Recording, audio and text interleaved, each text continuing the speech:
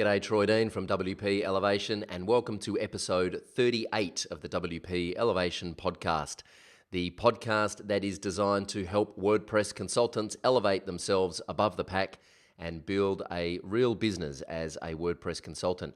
Now, this episode was supposed to be Simon Dixon from Code for the People. However, because I'm about to travel to Chicago to speak at WordCamp and to run a WP Elevation masterclass in Chicago, my scheduling kind of got all a bit messed up. So this week we have Tim Reid, affectionately known as Timbo from the Small Business Big Marketing podcast. If you don't know Timbo, you're about to meet him. He's a fascinating guy, very strategic about small business marketing ideas. He's a speaker. He travels the world speaking at small business conferences. He has a premium forum called the Small Business Big Marketing Forum. And of course, he runs the Small Business Big Marketing podcast. And he's got his signature keynote is called The Helpful Business. And he helps businesses understand his elevator pitch is, I help small businesses become irresistible. And he does that through teaching them how to become a helpful business. So think about how helpful your business is and ask yourself, when was the last time you were truly helpful to your audience, customers and potential new customers? In this episode, I'm also going to give away a copy of Gary Vaynerchuk's new book, Jab, Jab, Jab, Right Hook. I'm going to give away the physical copy of this book just because it is so damn sexy and beautiful. And it's also the book that Timbo's reading at the moment. So stay with us. Let's elevate. This is the WP Elevation Podcast, helping WordPress consultants elevate. This episode of the WP Elevation Podcast is brought to you by Opt-in Monster. You can learn all about this fantastic plugin at wplelevation.com/optinmonster. That's all one word, OPTIN Monster. It's a great lead capture plugin put out by Thomas Griffin, the guy behind the soliloquy slider, in partnership with Syed from WP Beginner. And what I love about Opt-in Monster is it allows you to very quickly set up very sexy looking and effective lead capture campaigns on your website and your clients' websites. And this thing will allow you to add new revenue and a new service to your business, selling lead capture solutions to your clients, and will allow you to do this very quickly and very efficiently. And you know what I'm all about? Add value to your clients and then optimize your processes internally so that you can add that value at a profit. So at the video walkthrough, wplelevation.com/optinmonster, you'll find a video walkthrough of the plugin, and you'll also find some email swipe files and proposal templates that you can use to start selling lead capture solutions. And there's even an infographic there that we've developed for you that you can use to make the case that lead capture is important. So make sure you check it out, wplelevation.com/optinmonster. No affiliate links, and we're not getting paid to promote this. We're just doing it because we know it works and we're trying to add value for you guys. The elevation tip this week is be helpful. Ask yourself, when was the last time you were truly helpful to a client or to your audience, your potential new clients? When was the last time you published a blog post that wasn't about a plugin? It wasn't about something technical. It wasn't about how to install Genesis. When was the last time you published a blog post or published any kind of content that was truly helpful for the type of clients that you want to attract? If you think about this and ask yourself this question and be honest with yourself, I guarantee most of us are not publishing content regularly enough that is truly helpful for our ideal client. And that is the elevation tip this week. I'm guilty of this as well. Yes, we put out podcasts every week, but we're not blogging enough. I need to be creating more blog posts. So this was a bit of a kick in the pants for me. This interview with Timbo Reid is all about being a helpful business and how you can publish, how you should be publishing content to be helpful. And, you know, don't worry about sales, don't worry about revenue, don't worry about finding new clients. As Bill Ballou said, just hit the publish button. Just hit the publish button and be helpful, and success will come. Timbo Reid has proven this. He now travels the world speaking at conferences just because people find him through the podcast. So, without further ado, let's go meet Tim Reid. G'day, Troy Dean here from WP Elevation, and I'm chuffed to have with me all the way from just down the coast here in Melbourne, I believe, Timbo Reid from Small Business Big Marketing. Hey, Tim, how are you? Good, Troy, and hello, everyone. Now, whereabouts are you based exactly? Down on the Mornington Peninsula in lovely Victoria. Beautiful part of the world, isn't it? Yeah, it is. Now, this is kind of a bit weird, I must admit, because I've heard your voice a lot, but never actually seen you animated. So, Well, mate, like let's get stuck into some marketing strategy. I mean, that's an amazing the ability for us to create content, and then all of a sudden, what you're getting is these warm leads. The amount of emails and phone calls I get from people who I don't know who say, Timbo, you don't mind if I call you Timbo? Timbo, I feel as though I know you. I mean, that's powerful. Yeah. It's the love letter, isn't it? It's people do feel connected to podcasters and people that are producing content because you're putting out so much that they're consuming that by the time they do actually connect with you, they feel like they know you in some way. It's powerful, mate. And the quicker small business owners, whether they're WordPress developers or vets, understand that, believe it, and experience it. You've got to experience it, really, the better, because it'll just get them a better marketing return. Yeah, absolutely. We're going to talk about all things WordPressish and marketing and online business. But before we do that, quick competition announcement. Timbo told me off camera that his favourite book at the moment is Jab, Jab, Jab, Right Hook by Gary Vaynerchuk. I haven't gotten around to reading it, but it's on top of my list. So I'm going to give a copy of that away, a nice hard copy. Can you just show them the hard copy you've got there? Because look at that. It's beautiful. Is that the most beautifully designed book? It's fantastic. He's a magician, this guy. He's really... I'm not a social media. I don't put myself out there as a social media expert, but that book is one that just will fill a whole lot of gaps in people's thinking around social media and content creation, really. Yeah. Well, if it's anything like Crush It, which I've just finished reading for the second time, I'm sure it will be amazing. I'm going to give a copy of that book away, Jab, Jab, Jab, Right Hook, a little bit later in interview. Stick around for details on how you can enter the draw. Timbo Reid, before we start talking about all things marketing and internet-ish, when you were a kid, what did you want to be when you grew up? Family friend was a well-known newsreader on Channel 9. His name was Brian Naylor. Oh, yeah, right. And Brian, he'd come around. I used to go into the studio with him and watch the news be created, et cetera, et cetera. And I just wanted to be a cameraman at Channel 9. Excellent. Was this in Melbourne? It was in Melbourne, yeah. Oh. Yeah. Wow, that must have been a fascinating experience as a kid to be in the studio and see all that creativity and all that content being created. Mate. Yeah, well, how ironic, hey? I guess I was a bit starstruck too. I also had I got a brother-in-law who was an umpire it was the VFL back then, and he used to go into an old show that was called World of Sports on Channel 7 on a Sunday morning, and I'd go in with him as well. And I don't know what it was, but there was just something about that. Yeah, it was seeing famous people, but it was also just seeing this amazing buzz and energy. And maybe I've been podcasting now for 5 years, and I that feeling comes up a little bit. I guess when I turn the microphone on, I reckon it does for you too. Yeah, definitely. When did you discover the internet and think, hang on a second, there's something in this? I think there might be an opportunity to use this as a business tool, and not just download episode guides of Melrose Place and see what's happening next week. When did it become a commercial thing for you? Still figuring that out. I discovered the internet, mate. When it came along, I was working in a big advertising agency and. Email, we stopped using the fax machine and started doing these things called emails. I think, and it was kind of interesting because at the time it was a big agency and I was looking after the Yellow Pages business. So I was responsible for creating the advertising for the Yellow Pages. And then at that point, that was a brand who, as a result of the internet, is now completely imploded. But at the time, we were really thinking hard about how could we make the internet work for the Yellow Pages, and they could never quite lose the addiction they had to printing the book, because that's how they made all their money. So that was the first kind of discussion I think I might have had around, wow, this internet's amazing and it's not going away and it's going to be big. I reckon about 5 years ago, I think when I started podcasting is when I personally realized the power of the internet, because 7 years ago, I started a marketing consultancy where I got out of corporate and was a one-on-one marketing consultant. Plenty of those around, no shortage of them. What was going to differentiate me? I started a podcast, and that differentiated me, and that completely changed my business.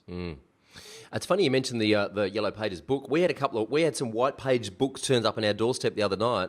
The business and government local edition of the white pages. And I looked at my wife and I said, "Are you kidding? They're still printing this thing." And she Extraordinary, said, isn't "Yeah, it? they're great. Like, you put them under your computer monitor to lift your computer monitor."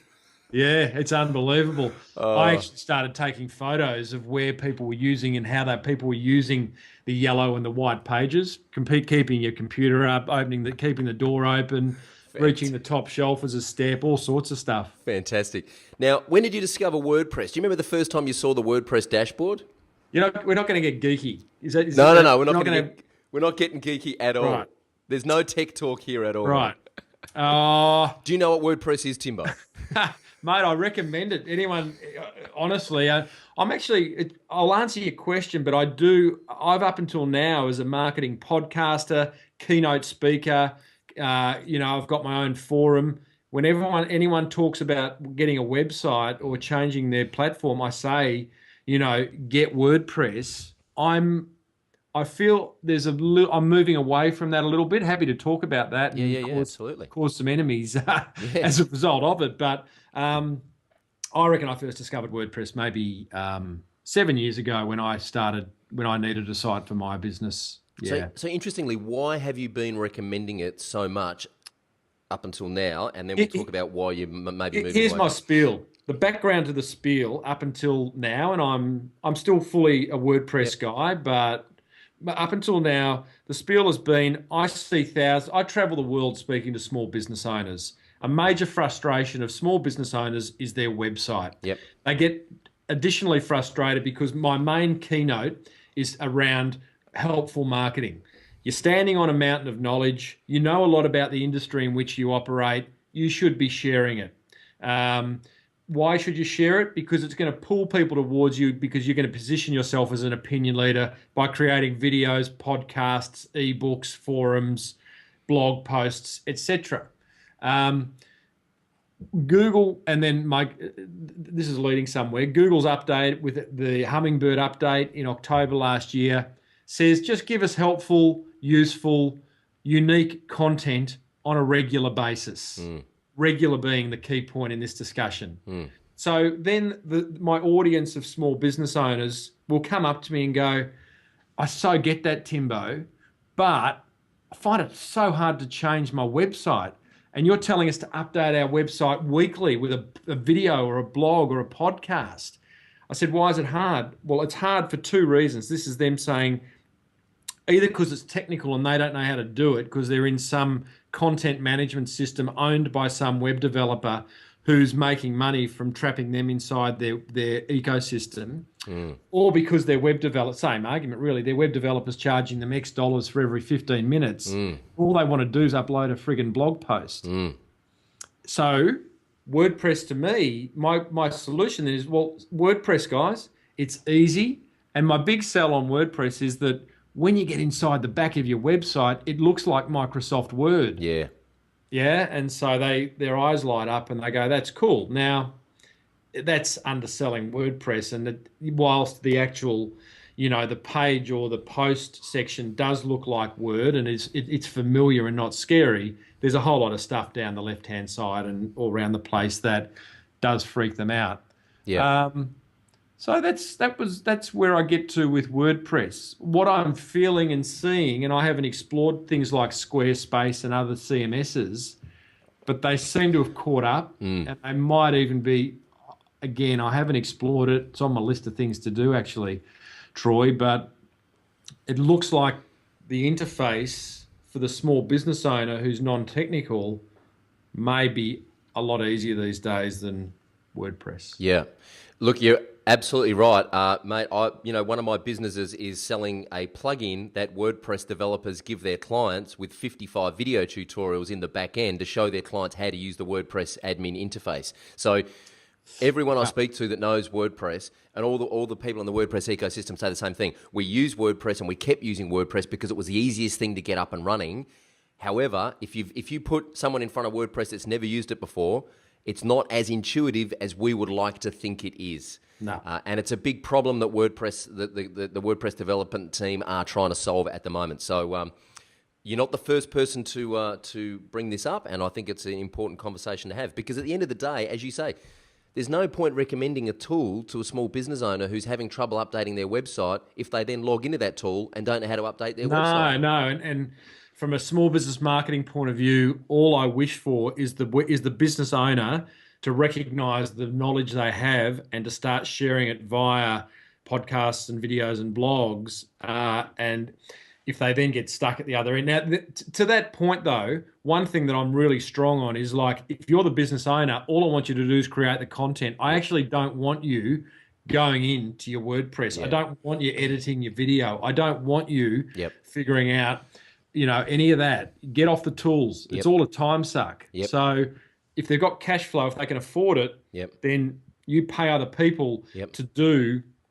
I guess what I do like about WordPress, I don't like people being locked into a platform. Yeah, gotcha. And obviously WordPress, you're not locked in. You own everything. If you do go into something like Squarespace, from what I understand, it's cheap. It looks pretty cool. But what if Squarespace gets bought by some evil minion who puts the price up and says, stuff all you guys, and then you're trapped.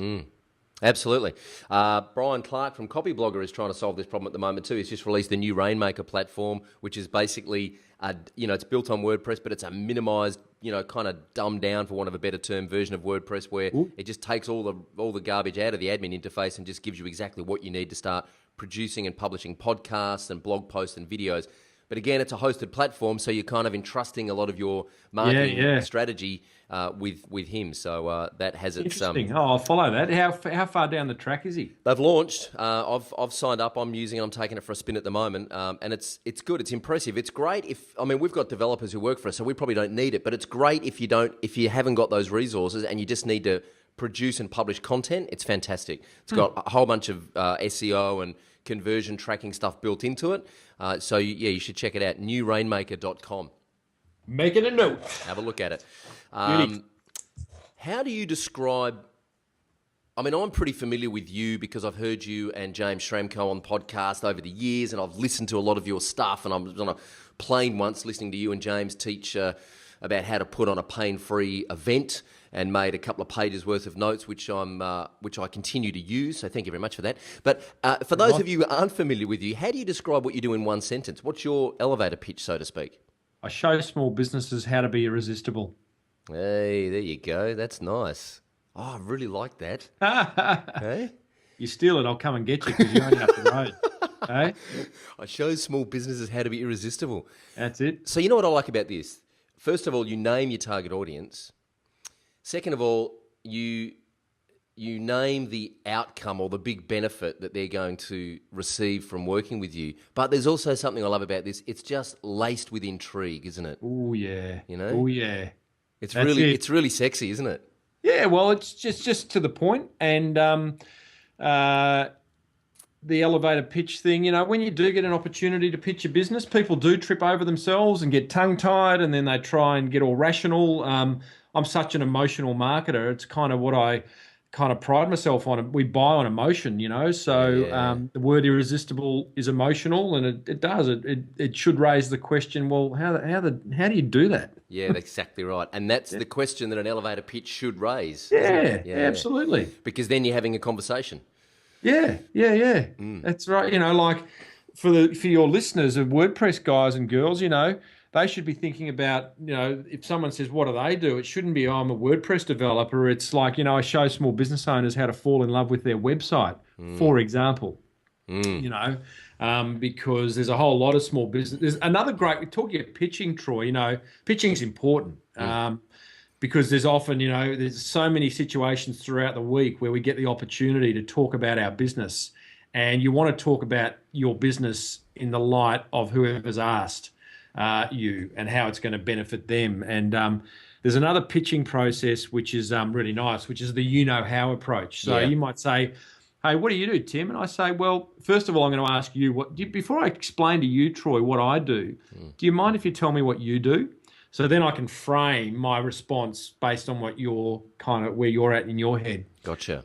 So then you're a small business. You say, I own a vet clinic. I'm a vet, right? I go, okay, small business owner. Okay, so, you know how small businesses really struggle with keeping their website up to date, and it's expensive and it's just a pain in the ass because it's all technical. You're going, yeah, man, I feel that pain. I go, cool. Well, you know, you're not alone.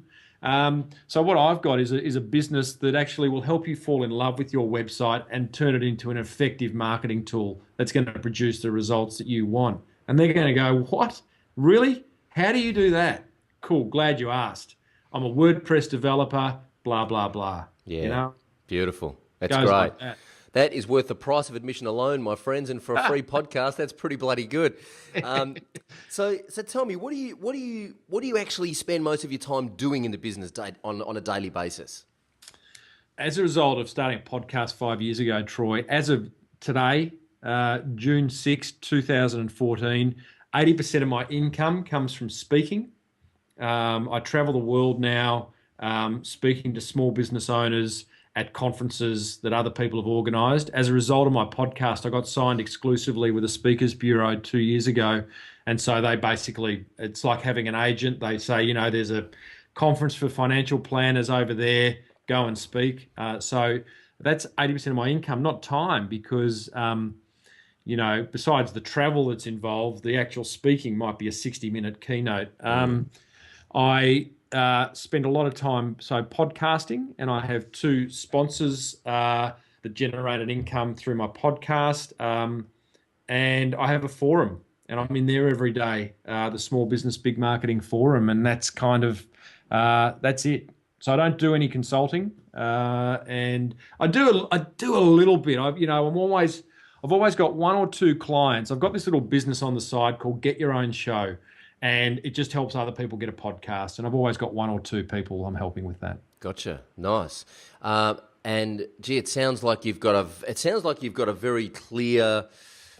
You know, when I talk to entrepreneurs, a lot of what I hear is that they've got many plates spinning. It doesn't sound like you've got many plates spinning. No, if we had this discussion a year ago, there would have been more plates, but speaking's taken over. Speaking's by far, you know, my next 6 months is it's been an incredible ride. I'm really like, I was in, this sounds like a name dropping story, and it is, but there's a moral to it, you know. So the moral is create content, share your knowledge, and you will build a tribe and a good business. Mm-hmm. I did that. I started 5 years ago. 2 weeks ago, I was checking into the Beverly Hills Hilton, and so was Barack Obama. Wow. And the reason that I was checking into the Beverly Hills Hilton was because I just spoke at a keynote. I just gave a keynote at Disneyland because someone had found my podcast. Wow. Right? So podcast, I get booked to speak at the Disneyland Convention Center at a conference. The last night of that conference, they transferred everyone, including the speakers, to the Beverly Hills Hilton, and there's the President of the United States checking in. And I'm just going, well, the only reason I'm here is because I've got a podcast. That's fantastic. Yeah. So, less plate spinning these days, and that always created so much anxiety in me in terms of where's the next dollar going to come from. And I always admired people who specialised, who niched down into just one thing, you know. I reckon one's a dangerous number in business, because what if that disappears, and kind of get that. But I haven't got one thing, but I've got one main thing. Yeah. If you could wave a magic wand and fix one thing about your business right now, what would it be? Having the necessary support. So I talk a lot about this concept of a virtual marketing team, that, you know, the marketing world has changed forever. And now even the small business owner can surround themselves with people from all over the world doing different stuff. And I'm just lacking a bit of, right now, I'm lacking a bit of administrative / technical support. My speaking requires a lot of admin, travel, book, airfares, accommodation, all that stuff. And that's taking up too much of my time. And podcasting, I've got that sorted. I've kind of started creating videos, and I've got a little video strategy where I literally because I'm traveling to all these amazing places, I do these 1 minute marketing tips to video. So like I had the space shuttle Endeavour was behind me a couple of weeks ago in LA, and I did a little selfie video of going, drawing a marketing analogy with the space shuttle and me being there. And I've got about 30 of those sort of sitting there trying to get up and running. And yeah, I'm just creating a lot of content. It's kind of getting away from me at the moment that I can't get out there and share. Yeah, yeah. Do you have an assistant that kind of helps you manage the content and kind of, book your flight schedule and all that kind of stuff? No. Right now, I don't have a VA. Right. It wasn't working for me. I wasn't busy enough. Right. But now I am, and Yeah. I don't know I'm not exactly sure what the person I need is. But, like my booking agent, they do all the bookings, but I need to tell them what I want booked and all that stuff. So I'm just actually at a point where I've just experienced a lot of growth, and I'm managing that growth, and now I'm looking at it going, okay, I can see what that growth is about, and I can see the next 6 months I've got about 30 speaking gigs booked, and that's like, okay, now I've got to figure out how I manage that going forward. Yeah.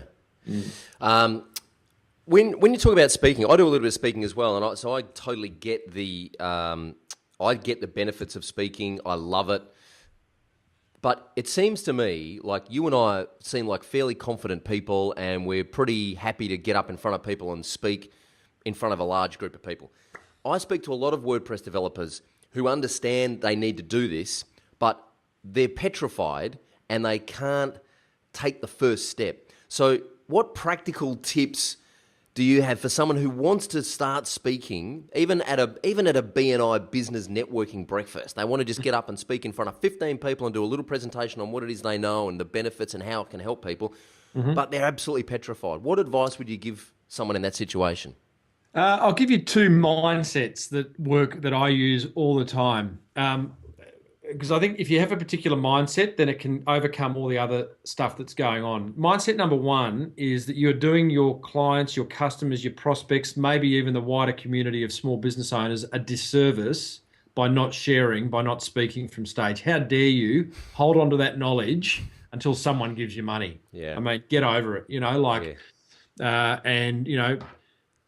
So number one mindset is, how dare you? Yeah, love it. And if that doesn't kick you into action, then the second one is I get up and I get nervous. I do love it, and I love those nerves. And really, someone asked me the other night, I spoke in Sydney, like, do you get nervous? And for me, it's that last minute as you hear your name being introduced. Yeah. Right, here we go. Yep.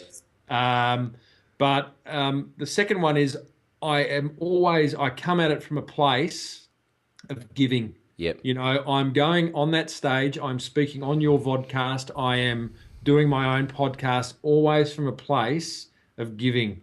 I have a very clear picture of my ideal listener. His name's Dazza. I have him in my mind now. I know everything about Dazza. He's a small business owner. He's hurting. He's frustrated by marketing. He's tried all this stuff. He just, he's spending dough on marketing that's not working. He doesn't know he knows there's a whole new world of marketing out there, but doesn't know where to go. He feels alone, blah, blah, blah. And I just go out there with the mindset that I'm going to help Dazza. And it overcomes any ego and any stuff about, what if I trip over and all that type of, what if I trip over my tongue or forget what I'm going to say? The third mindset to that point is that it's a conversation. You're not getting up there and it's nothing worse than seeing someone read from paper. It's a conversation with a few people. There's a lot in it. I've actually got a speaking coach, and I'm learning so much. She's a stand-up comedian, and mate, it's brilliant. Just the mindsets that you can play with and the ability to construct one clear message, to entertain, to tell a story, to make a point, to get a laugh, to tell a story, to make a point, to get a laugh. It's kind of, there's reasons it scares people, but people also can over-engineer it in their own minds and as a result never do it. Yeah, absolutely. One of the things I was going to ask you is, do you have mentors, and who coaches you? Who mentors you? Clearly you've spent a lot of time on professional development and self-development. Who have you reached out to? And, is this a regular thing that you do, reach out to other people to mentor you and help you grow? Yeah, no, I haven't done it enough. I've got a speaking coach, so that's a very specific thing, and I have a wise old man in the village in which I live who reached out to me. Wow. And I would consider him just a mentor, where I just go around to John's house and just blurt out something that's on my mind. And That's fantastic. yeah, so that's kind of cool. And that's about it. I mean, I read a lot. It doesn't have to be business books. Like I'm reading Michelangelo's biography at the moment, and it's mind blowing. Just and learning about passion and how he went about becoming, the most famous sculptor in the world. I mean, he didn't have a business plan, obviously, but his passion and love for sculpture and how he kind of chased that down. There's, learn from everywhere. Listen to a few podcasts, and that's what I do. The other thing I want to explore before we get into the elevation round is you mentioned this giving that, I went to a Bruce Springsteen recently in Adelaide. He was on stage for 3.25 hours. My brother and I, we actually got to pat him on the back as he ran past us. It was a huge moment. And I was completely starstruck because I've been a huge fan for years. My brother and I left there and we're driving home, and my brother said, I've never seen someone work so hard to give so much to their fans. And I said, I still get goosebumps now thinking about it. The big mindset shift that I think I've made in my business over the last 2 years is stop worrying about revenue and income and just focus on how you can help people achieve what they want to achieve, and the success will come. When did you kind of realize that giving and helping people was more important than worrying about the numbers and the revenue? Well, I can control my giving. I can't control the other stuff, and it is a big one. I get that Bruce Springsteen one. I have never done any Tony Robbins, but apparently he can be on stage for 11 hours. Yeah, it's nuts, isn't it? And so I see others do it. It's just human nature. I mean, my main keynote is called The Helpful Business. So the giving business, the useful, providing. That releases dopamine into your head, your brain. It makes you feel good. There's a reason. So, that alone, it's a good thing to do. And I found that, as a consultant, which I used to be, you'd have these sessions with a client, and then you'd meet a week later, and you'd say, "Did you do that? Did you do that stuff we took?" No, I got busy, and it's like, and to me, I found that frustrating. It's like I can't control that. Yeah. So I'm just gonna. What can I control? Well, I'm just gonna give my best, and let everything else take shape. And I think that's kind of It's easy. God, there's a whole 3-week podcast just in that alone. There's so much to explore there. But you're absolutely right, and it's so rewarding to give, especially when you get that feedback from people who do take note, do pay attention, do implement, do have success. Then they email you and they're like, you won't believe what happened just because there's one little thing you said in a podcast that made a difference. And for me, you're right, it releases all those beautiful chemicals in the brain which make us feel good and make us feel like we're connected to our tribe and we're contributing something useful. And there'll be listeners right now, Troy, who are going, God, I give away too much. What if I give away all the stuff I know, and my competitors they'll go and turn it into their competitive advantage? And it's like, you know what? Going and buying Jamie Oliver's cookbook does not make you a celebrity chef. That's right. So get over it. You still want to watch his TV series. You still want to go to his restaurant, and you're not going to be able to cook that marinated spare rib like he does. Exactly. It's just the reality of it. So, exactly. Give in the knowledge that it will pull people towards you. Yeah, because the one competitive advantage you do have, the one thing that makes you unique is you and the relationships that you build with your tribe. Correct. Yeah. Quick elevation round. For those that don't know, WP Elevation is the business accelerator for WordPress consultants. So I'm going to ask Timbo a series of quick questions, quick off the top of your head, machine gun fire style answers. What's the number one thing any freelancer or consultant needs to know? It's meant to be like a quick answer. What's the one thing a freelance consultant needs to know? Geez, mate, where do you start? I need to know why cornflakes go soggy in hot milk, but that's kind of not going to get us anywhere. Um, they need to know who their ideal client is. Perfect. Back to Daz. I think that's a ripper. I interviewed Jerry Harvey from Jayco Caravans a couple of weeks ago, and his engineers have a picture of their ideal client in their workrooms, who they're Wow. building that caravan for. In fact, sorry, I know it's a quick round, but what they actually do is when Mr. and Mrs. Jones buy the big caravan from Jayco and that caravan goes onto the production line, they actually have a photo of the actual buyers. This is who you're building that caravan for. Wow. Yeah. That's gold. It's Jerry. A quick correction. It's Jerry Ryan. Jerry Ryan. Yeah. Correct. I think Jerry Harvey might be from Harvey Norman. Yeah. That's fantastic. What's the best thing you've ever done to find new customers? Podcast. Yeah, I knew you were going to say that. How do you stop competing on price? Podcast. I'll add value. Help. Add value. Make yourself so valuable to someone that they're willing to pay you what you're worth. Correct. Oh. Any tips on writing better proposals? Yeah, do videos.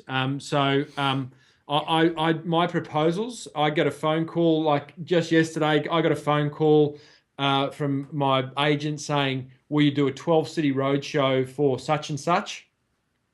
I find out what the problem that client has and why they want me to speak at that roadshow. I then knocked out a 2-minute video introducing myself to that client and telling them how I could add value to that roadshow. And I have about an 80% success rate with that little strategy. You still got to write proposals, follow them up with a video. It'll blow people's mind. That's gold.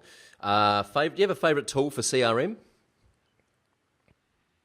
No, I'm using because my business is not that complicated. I use Aweber, and I'm frustrated by it at the moment. But it's like changing banks, you know. It is, isn't it? Yeah. Too hard. Yeah. What's the best way to keep a project on track?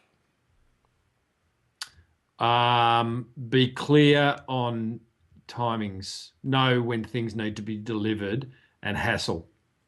Any ideas for getting referrals? Ask. Nice. Just be don't say to yourself, oh, they're not going to refer anyone. Just say, hey, listen, have you enjoyed working with me? Great. Have you got, a couple of people who you think would benefit from the types of stuff we do? Perfect. And what's the number one thing you can do to differentiate yourself? Podcast. There you go. That's the elevation round. Thank you very much. What's the future for Timbo Reid? Where are you going to be in 12 months' time, you think? Flying around the world speaking, I imagine? Yeah. Right now, it's year 2 for me, so it's early days, and it'll be a whole lot more speaking. Loving my forum because it gives me incredible insight into what people are thinking and asking and talking about. And I would like to run some more of my own events. I've been pretty slack on that, and do like the idea of that. Getting bums on seats has always scared me, though. You spoke at a conference recently with Dave Jennings here in Melbourne, who's a buddy of mine. We're actually co-running some workshops in July in Melbourne, and you're right, getting bums on seats is a scary proposition, but I think that's why I like doing it, because I like the challenge, I like walking into a room with 40 or 50 people and going, yeah, unreal. I know, amazing feeling. In fact, I've got my 200th episode coming up in August of this year, and just this week I've been looking at venues in Melbourne to do a live show from stage. Yeah, and fabulous. So, I'm looking forward to that. We've identified a venue, and it's going to seat it seats about 150. So hopefully that'll be okay. Perfect. Finally, where can people reach out, Timbo, and say thanks? Head over to smallbusinessbigmarketing.com if they want to listen to my podcast or join the Small Business Big Marketing Forum. And if they want to book me as a speaker, head over to timreid.com.au, which is REID. Awesome. I'm going to put all those links in the show notes. Final question, who would you like me to try and interview and why? Geez, mate. Who would I like you? You're a WordPress guy. How many interviews have you done? I think this is episode number 38. Who's been your favourite? Well, actually, my favourite was someone outside. My favourite was Andrew Warner from Mixergy, outside the WordPress space. He's probably. Why was he your favourite?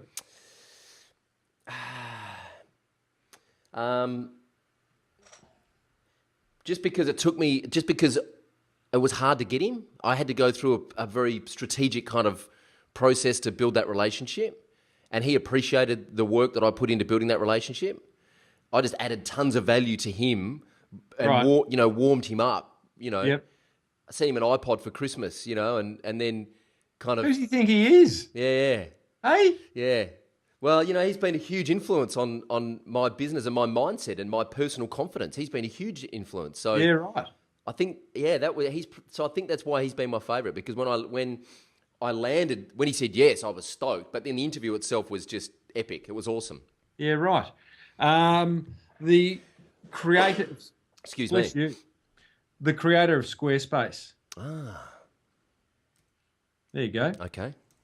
I don't even know who it is, but I'll find it, and I'll find whoever created Squarespace, and we'll get them on. That'd be very interesting, actually. Would be. Awesome. Hey, Timbo Reid, thank you very much for spending some time with us on the WP Elevation podcast. All the best for small business, big marketing. All the best for your speaking gigs, and I look forward to seeing you in the soup, as they say. Thanks for having me, Troy, and good on you, mate, with your show. Cheers. Okay, so you might have realised that I didn't announce the competition details, and I know that you're all hanging to learn how you can enter the draw to win a copy of Gary Vaynerchuk's new book, Jab, Jab, Jab, Right Hook. To enter this competition, Timbo wants to know the number one thing that any small business absolutely needs to do on their WordPress website. So, if you're a WordPress consultant, you've just set up a website for a brand new client, we've just launched it, what is the number one piece of advice that you're going to give that client right now? The client said, okay, great, I've got this new website. What's the number one thing I have to do on this website? It could be install the Yoast SEO plugin. It could be publish content. It could be set up lead capture forms. It should be plug in Google Analytics. I don't know. You tell me. I've got my theories. What is the number one thing that any small business client absolutely needs to do on their brand new WordPress website? Leave your comments and your feedback and ideas underneath this video, and I'll get Timbo Reid to swing by in a couple of weeks and award the prize, which is going to be, of course, a hard copy book of Gary Vaynerchuk's Jab, Jab, Jab, Right Hook. Well, I hope you enjoyed the episode with Timbo Reid. I certainly did. He's the real deal. A lot to learn from this man. Get over to Small Business Big Marketing and check out the podcast. Join his forum. And if you want to book him for a speaker, go to timreid.com. All the links should be in the show notes underneath this video. Of course, this episode is brought to you by Opt-in Monster.